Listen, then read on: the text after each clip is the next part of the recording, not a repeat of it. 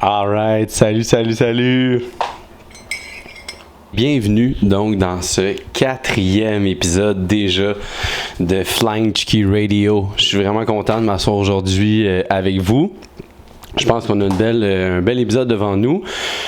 Je vais aborder ma préparation aujourd'hui pour la Race Across, le 1000 km. Donc aujourd'hui, là, on est le 11 juillet quand j'enregistre cet épisode-là. Il va être diffusé le 11, 12, 13, 14, le 21 juillet. Puis je trouvais ça pas pire parce que le 21 juillet, c'est pile ou presque là, à un jour près, un mois avant le départ de la Race Across. Donc je trouvais que c'est un bon moment pour partager ma préparation, comment est-ce que je me prépare pour affronter un 1000 km en tant que parent de jumeaux, en tant que gars qui a jamais fait plus qu'une ride de 314-15 km que j'avais fait l'année passée dans le cadre encore de la Race Across. Je vais parler un peu de nutrition, évidemment, comment j'organise mes différents moments d'entraînement. Puis, voilà. Let's go, let's do this!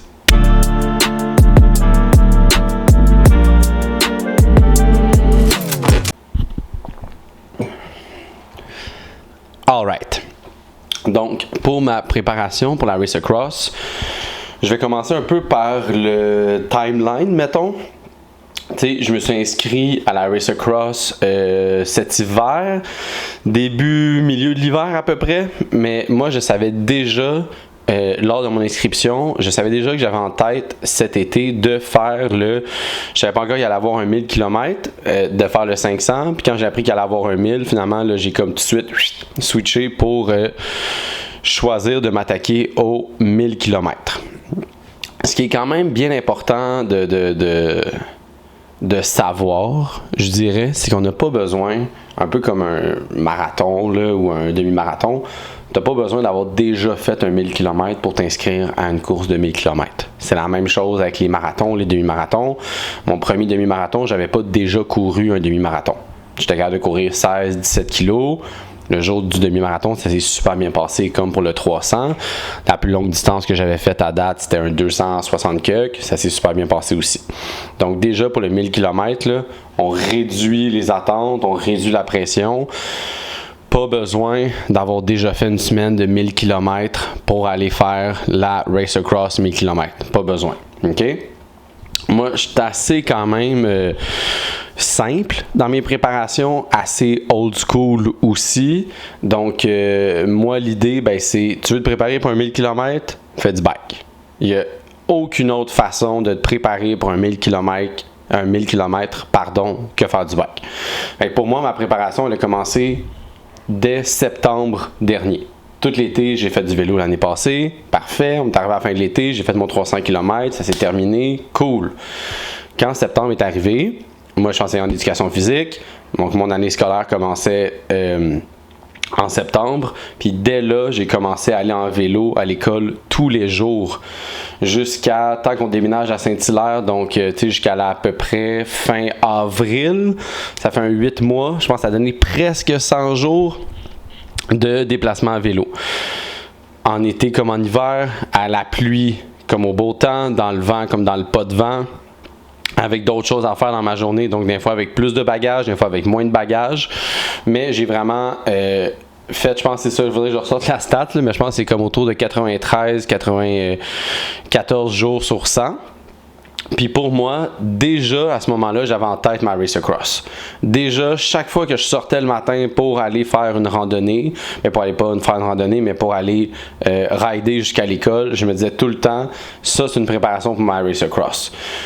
J'en ai déjà parlé dans d'autres épisodes. Pour moi, dans la préparation, le fait de faire que les entraînements sont plus difficiles que la course, elle, va l'être, c'est une bonne façon de se préparer parce que tu te mets dans des situations plus difficiles pour que quand tu arrives après ça dans une situation un peu plus facile, tu es comme « Hey, j'ai déjà vécu pire, je suis capable de maîtriser, je suis capable de rester en contrôle ici avec ce qui se passe. » Fait que rider l'hiver à moins 25, mais définitivement, c'est ça que ça m'a permis de faire.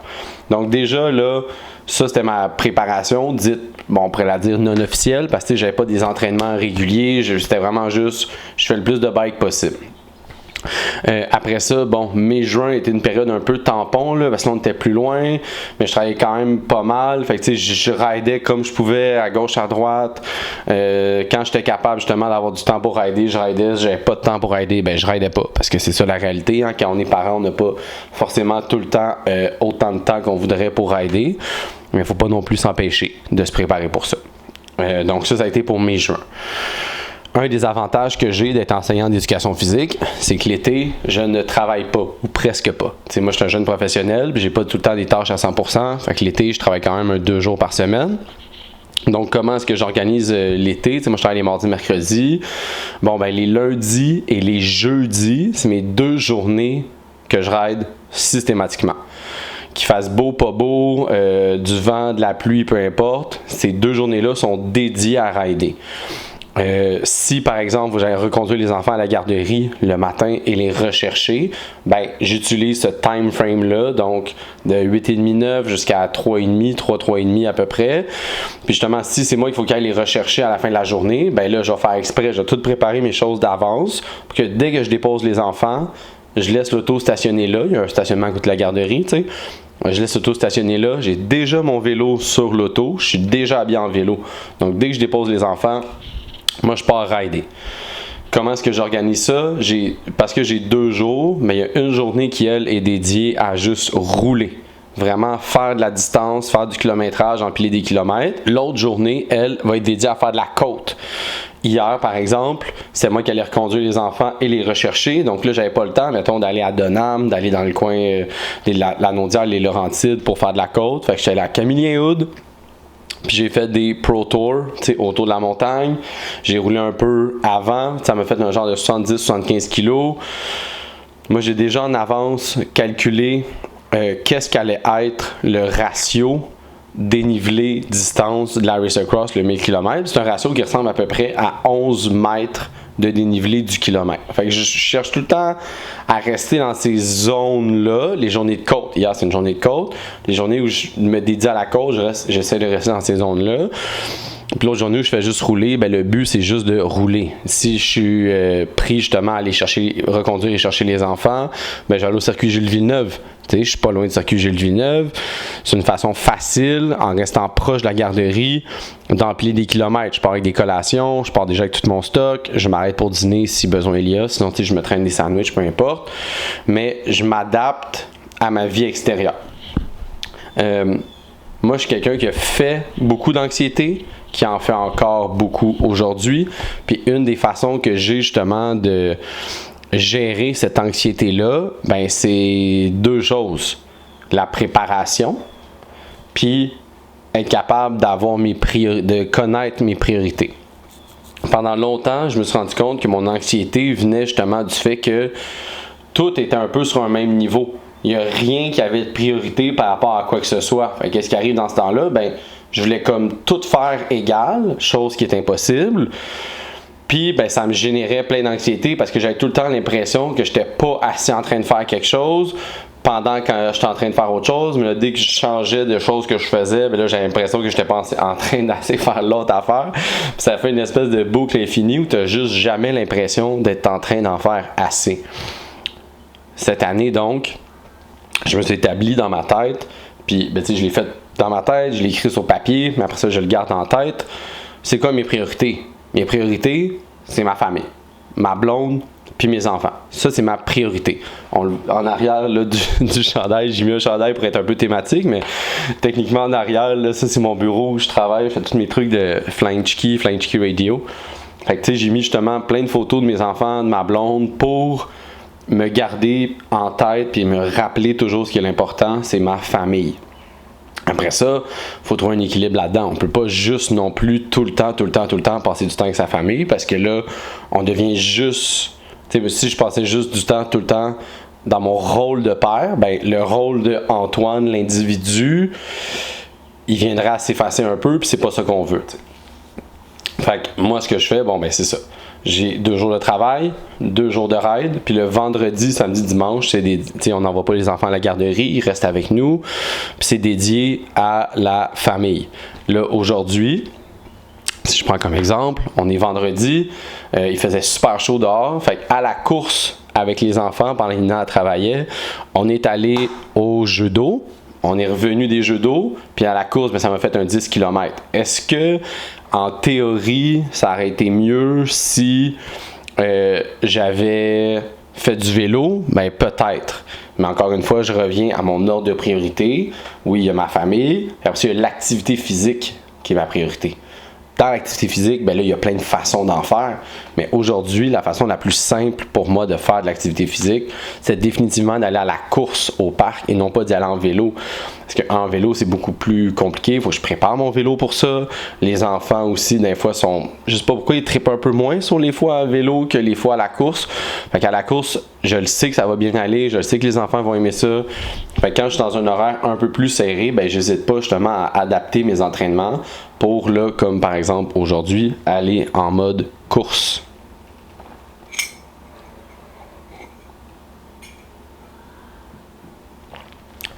Donc, je me fais des priorités. D'avoir ces priorités-là, ben, ça me permet de beaucoup mieux organiser mon temps. Puis, moi, un défi que j'ai longtemps eu, c'est vraiment ce feeling-là de ne pas être en train d'en faire assez. Hier, je m'étais dit que j'allais monter 3 fois Camillien Hood. Finalement, je l'ai monté 4 fois. Puis même là, pendant que je quittais Camillien Hood, j'étais en train de circuler dans Montréal pour aller rechercher les enfants à la garderie. Je me disais, j'aurais-tu dû faire une 5e? Je me posais la question, est-ce que j'aurais dû faire une 5e? Puis la réponse, c'est non. Non. Wow, là. À l'heure qui était rendue, c'était l'heure d'aller chercher les enfants. Est-ce que j'aurais pu aller chercher les enfants 20 minutes après? Ben oui, ça j'aurais pu. Mais je me ramène toujours à c'est quoi mes priorités. Puis ma priorité, c'est ma famille.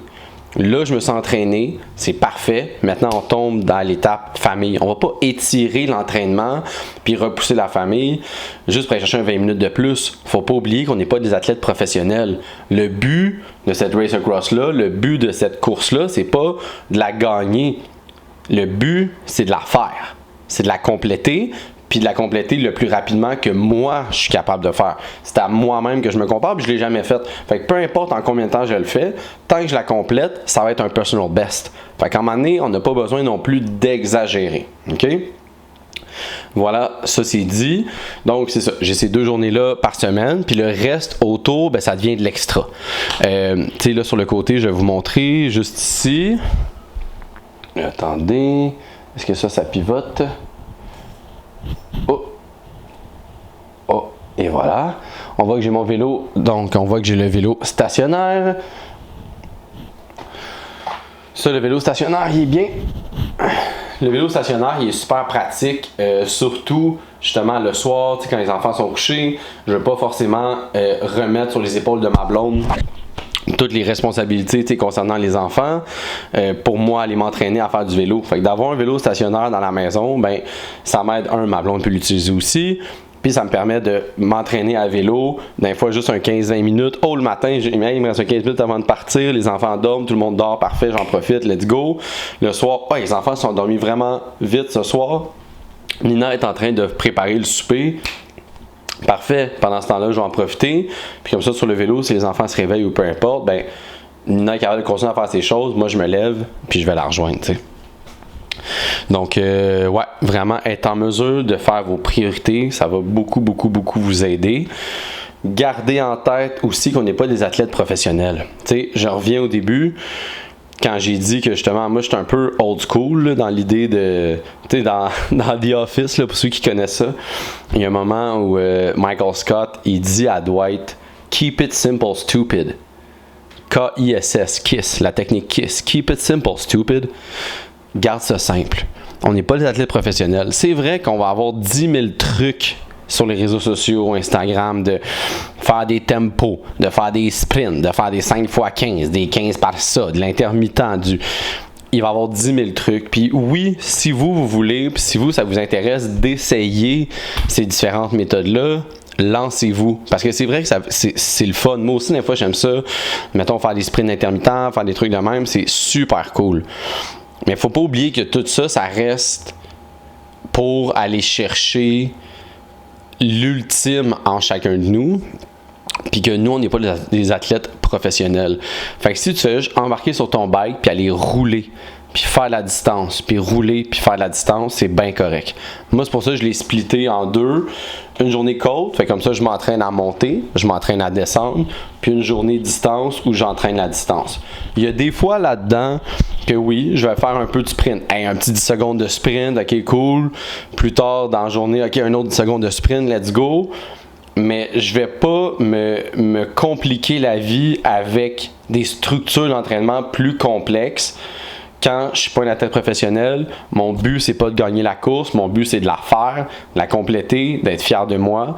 Puis les entraînements que je fais me permettent d'être fier de moi, me permettent d'empiler des kilomètres, puis de bien me préparer pour la course. Au niveau de l'alimentation, moi j'ai pas une alimentation, tu sais, j'ai pas un régime particulier, je mange de la nourriture standard, là, comme tout le monde, déjeuner, dîner, souper, je mange de tout, il y a rien que je mange pas. Quand je suis sur le vélo, je suis beaucoup plus un gars de collation de style barre tendre, pâte d'ours. Des fois, je vole des compotes à mes enfants. Je suis pas un gros gars de gel. J'aime pas tant ça. Pour le sucre, là, ce que je préfère, moi, j'ai comme ma petite boîte de Gatorade. Fait que je me fais des petits Gatorade. Des fois, je vais mettre, mettons, 1 ou 2 cuillères de plus, juste pour mettre un peu plus de calories dedans, un peu plus de sucre pour me donner des coups de sucre. Je vais prendre des boissons énergisantes, des fois sur la route, des fois avant de partir. Mais j'ai vraiment, tu sais, je ne crois pas que le fait d'investir puis de dépenser plein d'argent dans des gels, dans des barres protéinées, des barres sucrées, des ci, des ça, tu sais, au final, quand tu regardes les valeurs nutritives en arrière, que ce soit un petit gel ou une pâte d'ours, ben, tu as le même nombre de grammes de carbs, puis tu as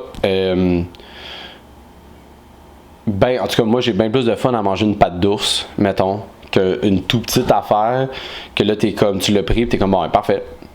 Ben, moi, c'est ce que je préfère, fait que moi, j'y vais avec ça. Une autre affaire qui est importante, selon moi, de garder en tête, c'est de faire les choses pour soi. Tu sais, on en parle, ben, pas pour soi, mais je me reprends. Une chose qui est importante, c'est de définir ses objectifs. Là, j'en ai parlé sans concrètement le nommer comme ça. C'est important d'avoir des objectifs quand on a nos priorités. Tu sais, là, j'ai mes priorités. Ma famille en premier, après ça, faire de l'activité physique. Dans l'activité physique, ben, j'ai différentes choses que je veux préparer. Mais dans mon ordre, si là, je peux pas aller en vélo, mais je peux aller courir, bon, ben, parfait. Aller faire l'activité physique, c'est plus important que faire du vélo spécifiquement, mettons. Fait que je vais aller faire ça. Après ça, ben, c'est d'établir des objectifs. Là, mon objectif, c'est la Race Across. Mon objectif personnel, c'est j'en ai deux par rapport à la Race Across. La compléter, puis faire de mon mieux, puis un peu comme j'avais dans l'idée de l'année passée, arriver au bout, puis vraiment avoir ce sentiment-là que j'ai tout donné. Je pense que la différence entre le 1000 km puis le 300, le 300, ça a été rapide, ça a pris 15 heures puis c'était réglé. Là, pour le 1000, on est dans quelque chose de beaucoup plus gros qui va prendre sûrement 3 jours, 2 nuits. Donc, il y a beaucoup plus de gestion à faire autour de tout ça. Mais reste que l'objectif reste le même. Ça va sûrement être un peu plus facile d'atteindre ce sentiment-là d'avoir tout donné sur un 1000 km que ça l'a été sur un 300. Mais ça, c'est juste l'avenir qui va nous le dire. Donc, voilà pour ça. L'autre chose que je dois ajouter, qui est vraiment différente entre le 1000 puis le 300, c'est que dans le 300, tu pars de la base de vie, puis tu reviens à la base de vie. Entre-temps, il n'y a que toi qui as à se gérer. Là, maintenant, dans le 1000, j'ai une chose de plus à gérer que je n'avais pas à gérer l'année passée, c'est la base de ravitaillement. On ne part pas cette année pour le 1000, on ne part pas du groupe plein air Terrebonne. On part du CNCB, donc le Centre national cycliste de Bromont. On fait un premier trajet donc qui part de Bromont, qui s'en va jusqu'à au groupe plein air Terrebonne, à Terrebonne. Ça nous fait notre premier 500. Puis là, c'est la base de vie. Là. Tout le ravitaillement se passe là. Puis après, on part pour une deuxième boucle qui, elle, revient au GPAT. Donc, au début, c'est un trajet unidirectionnel. Puis là, après ça, on fait une boucle. Donc là, la différence cette année, c'est que je dois gérer d'avance cet arrêt-là après 500 km, à quoi est-ce qu'il va ressembler. Hein? Je dois avoir ça en tête. J'ai demandé à ma blonde, puis aussi comment je me rends à Bromont. Hein? C'est parce qu'il y a un peu plus d'organisation, c'est ça, fonctionnel. Fait que là, pour aller à Bromont, ben, c'est ma mère qui va me reconduire à Bromont pour le départ. Après ça, le lendemain, ma blonde va m'attendre au centre de ravitaillement. Et elle va, pouvoir justement remplir mes sacs de vélo, remplir mes gourdes, regonfler mes pneus si ça a besoin d'être regonflé. Elle va me préparer une assiette d'avance pour que quand moi j'arrive à la base de ravitaillement, je puisse me concentrer uniquement sur me ravitailler et pas avoir donc à gérer de brancher mes téléphones, de m'assurer que mes sacs sont remplis de collations. Fait que, il y a toute cette dimension-là de plus à gérer. Le 1000 km, ça implique définitivement beaucoup plus de personnes autour de nous. Ça se fait tout seul. Mais tu sais, tout se fait tellement mieux avec du monde. Ça peut être difficile des fois de demander de l'aide, mais quelque chose que j'apprends avec ce que je fais autant dans le sport qu'avec Flying Chicky Radio, c'est que la majorité du temps, quand je demande de l'aide, ben je m'en fais donner. Puis quand je demande de l'aide puis que la personne, mettons, n'est pas disponible pour m'aider ou elle peut pas ou peu importe, ben c'est pas grave. C'est pas grave. Ça fait juste OK, pas de problème, puis je me tourne puis je demande à quelqu'un d'autre. Tu sais, j'en veux jamais à personne, puis je pense pas que les personnes m'en veulent de le demander. Tu sais. Fait que ayez pas peur de demander de l'aide autour de vous. Donc, voilà. On récapitule avant de terminer cette vidéo-là. 1000 km. Première chose super importante, définissez vos objectifs. C'est quoi votre objectif? Est-ce que vous avez un objectif de temps? Est-ce que c'est juste l'objectif de la distance? Est-ce que c'est un objectif sensationnel que vous avez? Donc, comment vous vous sentez à la fin de la course? Moi, personnellement, l'objectif de temps, il arrive en dernier. Hein? En premier, c'est vraiment l'objectif de distance. Je veux le compléter. Deuxième objectif sensationnel, là, on est vraiment plus dans je veux me sentir que j'ai tout donné, que j'aurais pas pu tant donner plus que ça. Puis on arrive au troisième, l'objectif de temps. J'ai jamais fait un 1000 km. De me fixer un objectif de temps, ça serait irréaliste compte tenu du fait que je sais pas à quoi ça va ressembler sur la route. Je sais pas comment je vais gérer mon sommeil sur la route. Je sais pas comment je vais gérer mon alimentation sur la route. Il y a trop de facteurs extérieurs pour commencer déjà à me donner des objectifs de temps. Ça, c'est pour les objectifs. On arrive donc maintenant aux priorités. Hein? Pour la partie entraînement, mes priorités, c'est la famille. Deuxième priorité, activité physique. Dans l'activité physique, j'ai les sous-branches de tout ce que je fais pour bouger. C'est sûr, en ce moment, c'est que je travaille le plus, c'est le vélo, mais je ne vais pas non plus me battre avec moi-même ou avec les enfants pour qu'on aille faire une ride à vélo quand ça serait plus simple et plus agréable d'aller courir. OK? Ça, c'est au niveau des priorités d'entraînement. Puis évidemment, les 2 journées où j'ai pas les enfants, où je travaille pas, bien là, oui, mon focus est complètement mis dans faire du vélo. C'est pour ça que ces 2 journées-là, je maximise le temps à l'intérieur parce que je le sais que c'est mes 2 journées dédiées à ça. Puis le reste du temps, je suis avec ma famille, je profite d'être avec eux. Si on fait l'activité physique, tant mieux. Tant mieux parce que c'est le fun, c'est bon pour nous, ma blonde et mon aime ça, les enfants aiment ça. Mais si on n'en fait pas, ben c'est pas grave. Moi, je sais que j'ai fait ce que j'avais à faire cette semaine. Puis à la limite, je vais me lever 1 heure plus tôt. Si je sens là, que vraiment, là, ça fait trop longtemps que j'ai fait du vélo, ben je vais me lever 1 heure plus tôt. Je vais embarquer sur le vélo stationnaire. Je vais faire 1 heure de stationnaire. Les enfants vont se lever. Je suis disponible pour eux. C'est bon ça? On parle good là-dessus. Les entraînements, il faut les garder simples. On garde ça simple. Comme l'alimentation, ça aussi, il faut garder ça simple. Pas oublier qu'on n'est pas des athlètes professionnels. Puis voilà. Je vous souhaite de vous trouver des objectifs à la hauteur de ce que vous avez envie de réaliser. Je vous souhaite de vous trouver des objectifs qui vous font un peu peur, mais que vous avez envie de relever.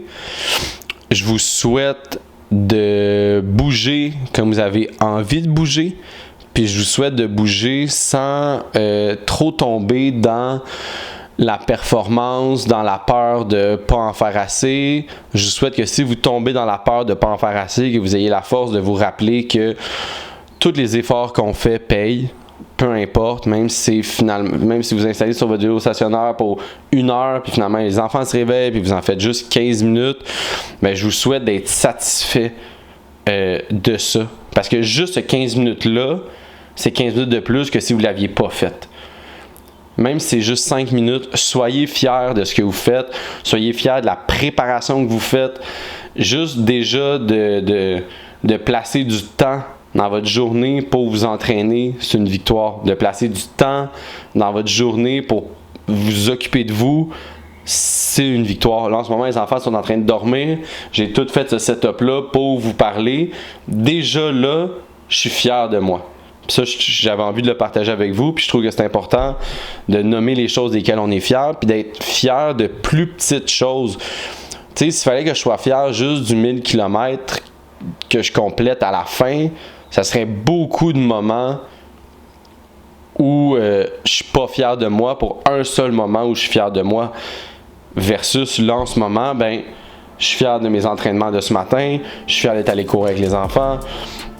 Je suis fier en ce moment d'avoir pris le temps d'installer ça pour vous parler. Je suis fier hier d'avoir monté 4 fois Camille Hood quand j'avais dit que j'allais juste la monter 3 fois. 4 fois, c'était parfait. Une 5e fois, j'aurais pu, mais c'était pas nécessaire. Là, je serais tombé dans le côté un peu plus obsessionnel, le côté un peu plus performance, en donner plus, puis pas besoin, là. OK? Soyez fiers de vous. Je vous souhaite une belle fin de journée. Je vous souhaite d'aller bouger. Flying Chicky out. Cette vidéo-là a été enregistrée le 11 juillet 2025 en direct de Saint-Hilaire. Allez, portez-vous bien. Salut!